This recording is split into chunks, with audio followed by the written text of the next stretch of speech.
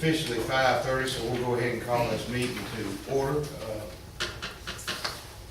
Chad, could you, if I got your name, Chad, could you go ahead and open us up with a word of prayer, please? Good, Father, Lord, just thank you today. Thank you for your many blessings, Lord. We just ask for your guidance for us tonight, Lord, as we discuss these whatever issues we're doing tonight, Lord, for the school system, Lord.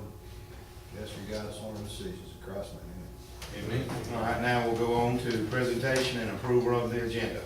Okay, item 1 is called to order. Item 2 is presentation and approval of the agenda. Item 3 is appearances. Ms. Jenny Pitts, teacher at Cook High School on work-based learning. Item 4 is final reading of revised board policies. JAMA, drug-free workplace policy, we made 100% of tobacco-free policy. And JCDAC, student drug use policy, we made 100% of tobacco-free policy. That's under tab 1. Item 5, appoint BOE delegate and alternate for GSBA annual conference in Savannah on June 8 through 9. Item 6, recommendation of personnel, that's under tab 2. And item 7 is recommend executive session to discuss litigation and personnel. All right, do we have a motion for approval of the agenda? Motion to approve the agenda. Do we have a second? Any further discussion? All in favor? All right, go ahead. Item 3, under appearances, we have Ms. Jenny Pitts, teacher at Cook High School. Hey, I'm gonna give y'all this piece of paper real quick. I am Jenny Pitts, as he said. I am the work-based coordinator at Cook High School. And I just wanted to present to y'all some of the little numbers that we have, and just explain to you, again, what work-based learning is all about and the importance of it in our community. I gave you one, didn't I? All right, just to look at this, y'all can have one of those too. The little brochure pretty much gives you an overview of everything that's going on with work-based learning in our community. The work-based learning is the pinnacle of education in my eyes, I mean, I always tell the people all the time, what do you want to do when you get out of high school? Get a job, right? So why not get one leg up on everybody? On the left-hand side, it tells you the 3 divisions of work-based learning. We have youth apprenticeship, which is the best. And then we have cooperative education, and we have the employability skills development. And on this little sheet, I've kind of broken it down real quick and easy, as you can see, what is entitled in each one of these things. ESD is just a kid that's working at McDonald's, you know?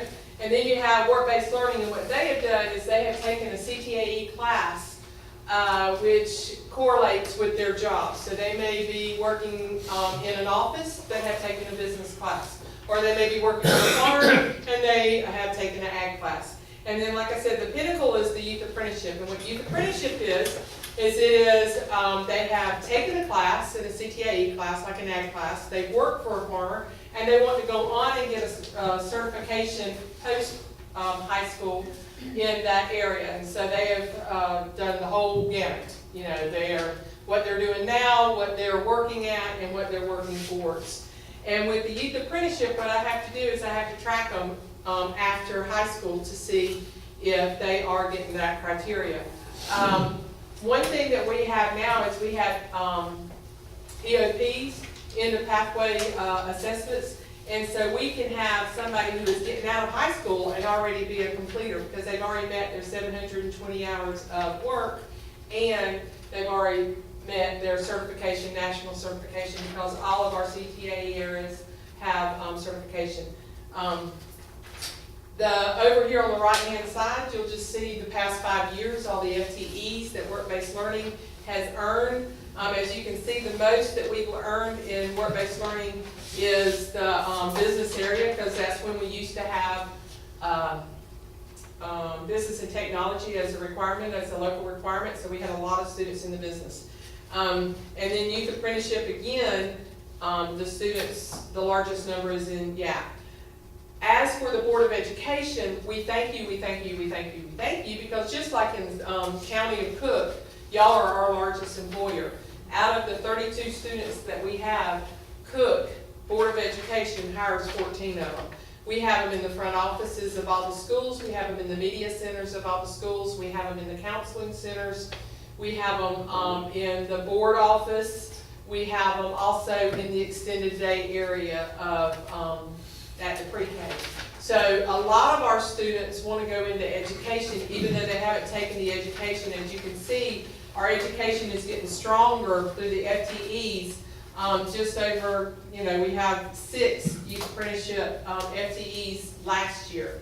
And then the year before, we didn't have any. So, I mean, it's growing. And I think that's hands down to Constance Thomas, who's doing an amazing job with the education program at the high school. And then our current FTEs, now, of course, FTE, I know y'all know what that is. It's not the number of students, it's the number of times they're out of class. I mean, it's the number of classes they're doing. So one student could be getting 3 FTEs, because if they have me first block, third block, and fourth block, they could do that. And some of our students, based on their class load, they get out first block and work in the media center, then they get out third and fourth block and work at another place. One thing that they cannot do is they cannot work during the time that I am in class unless they are at the high school where I'm at. Because if they were to get injured on the job, I have to be available to be able to go to them. And I do teach one class in the business arena. And as you can see over here in our youth apprenticeship completers, our largest completing area in the past 5 years are depicted by the little hornets, is the business area. We've had 11 completers in the last 5 years. In just business, 5 in ag, 1 in education, and 1 in healthcare.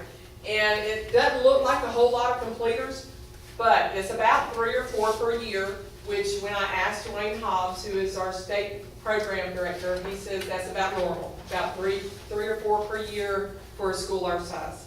Does anybody have any questions about what work-based learning is? And if you have a business, give me a call. I will let you have a student. And what we do is I'm going through the process right now, and I have 80 applicants that I will be giving interviews this week. So I'll be at school every night till about 7 o'clock doing interviews. But does anybody have any questions about work-based learning in the high school? Do they get paid? Yes, they are paid interns. They are paid. That's the positive. That's the positive. The students are earning credit and earning money at the same time. So it's helping out a lot of students. Is that all afternoon? It is, no, sometimes it can be in the morning, it can be first block, and it can be, they are required to work the number of hours they're out of school. So in other words, if a student is out 1 block a day, they have to work at least 7.5 hours, because that's 7.5 hours of class time, seat time. They have to work at least 7.5. Now, they can work more, but they have to work at least 7.5 Monday through Friday. So if they're out 2 blocks, they have to work at least 15 hours Monday through Friday. Any other questions? Any questions from the gallery? Thank you very much. Thank you very much for your time. Item 4, final reading of revised board policies.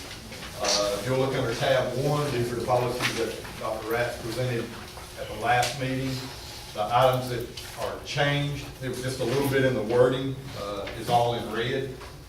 And this is just getting us in line with the state's tobacco-free policy that Dr. Grove came and talked to us about last time. Any questions? With these for y'all? Questions, concerns?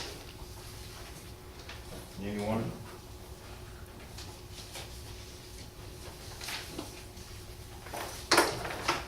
So I suppose we need a motion. Yep. All right, we'll do it together, you can break them out. You can do them both together, Tom. All right, do we have a motion on the revised, to approve the revised board policies on GAMA and JCDAC? Make a motion to approve the revised revisions as presented. Do we have a second? Any further discussion? All in favor? Thank you. Item 5, appoint BOE delegate and alternate for GSBA annual conference in Savannah on June 8th through 9th, 2018. I think Mr. Carter has done it in the past. I mean, I'll do it again if you want me to, Jeff, it ain't no big deal. But if you wanna give it a shot, It's up to the you'll be board. there. Do it. All right. Do we have a motion to appoint Jeff Taylor as the Board of Education delegate?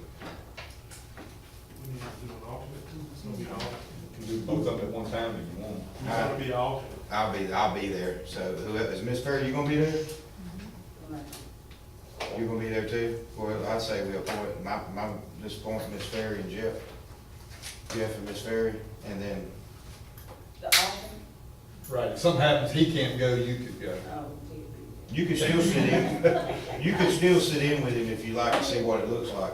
It's not all that cracked up a bit. I'll make a motion, we appoint, Taylor as the delegate and Ms. Gear as the alternate. Any further discussion? All in favor? Okay. And item 6, recommendation of personnel, that's under tab 2. And I'll do all these together, if it's okay with the board. Under appointments, we have Bill Cribb, teacher, Cook Middle School, that'll be a 49% position. He'll be a replacement. William Davis, teacher, Cook Middle School, 49%, that's a replacement. Jarrell Anderson, bus monitor, parapro, Horizon Academy, that's a replacement. Under resignations, R. Brown, bus monitor, parapro, Horizon Academy, that's effective February 28th. And Will McPherson, teacher, Cook Middle School, that's effective February 27th. Under retirements, be Ms. Velma Baldry, paraprofessional, Cook Middle School, or Cook Primary School, effective June 1st, 2018.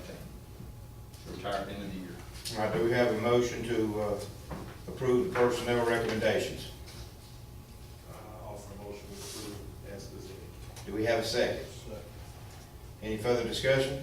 Jeff, I see, McPherson left, who's the other one replaced? We're replacing Jay Andrews. Remember, he left back before Christmas, and we had Rick Anderson filling in. Oh, okay. So you- Basically, we're doing 249% to replace one, so we don't have the benefits. All right, any further discussion? All in favor? Unanimous. All right, thank y'all very much. All right, now I need a motion to go to executive session to discuss litigation and personnel. We got a motion, we have a second. Any further discussion? All in favor? There we go. Thank you, folks.